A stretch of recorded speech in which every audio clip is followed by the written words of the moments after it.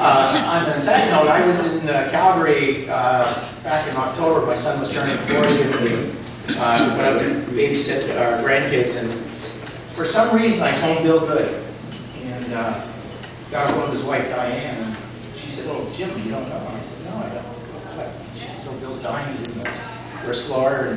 But let me see Bill talk to you. Bill talks to me, and then you hear about his death. Yeah. Memorable periods of Motorola, and Mr. Russell was one of them, Mr. Jones was another one, and the accounting team was another one. And we were on a plane, we'd gone out for 3 weeks, we were in Vancouver, we were buying Sandy Cameron's business, and then we were going to go over to Victoria, we were going to buy Baycom. And we're coming back from Baycom, we're on a flight, we're on a Dash 7, I think it was, and this guy goes running down the aisle. He's got a trench coat on, and he goes in, you can see the pilot. This guy leans over, and I thought, my God, what's happening here? And then the pilot gets up, walks over, comes down to my seat, leans over on my shoulder. He says, "Do you see anything wrong with that strut or wing up there?"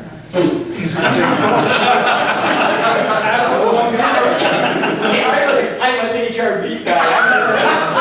I got a lot of engineers back home, but they're not structural. So all of a sudden we start going out, and we start going around the harbor of Vancouver. And we're up there for about an hour, and he's starting to put out the fuel now. And he comes on, he says, "Ladies and gentlemen," now there's 10 of us, so this plane goes down, there's going to be a lot of opportunities in Toronto for some accountants and HR guys. Anyways, we get down, and he says, "We have a red light on our instrument panel saying that the wheel is not locked. And so we're going to dump the fuel and go in." So he comes down, he drops the wheel on the one side, which was the good side, and he drops the other, and there's a big spark, the plane lands safely. And Terry and I and Doug look back, and there's about 10 fire wheels, 6 ambulances, all ready to come and take us. We immediately hit the bar once we got off the Is that the Apple? Huh? That's the Apple? Yeah, it was the Dash. They had that problem this week. Did they? Yeah. Oh, God. They runway. No. Other They said there was than nothing wrong with the planes, and the Swedish Airlines said, "Gee, they seem to be crashing." wonderful. Other memorable times to me was the Steeles Avenue facility. Probably the children's Christmas parties, the United Way campaigns. We'd bring in Whipper Watson, Lord Atherlayton.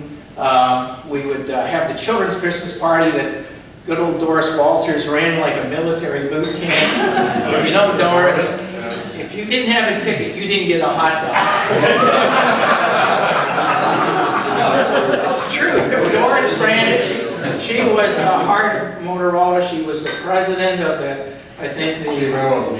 that's right, credit union. Yes, well, we bankrupted, but anyway, that's another story.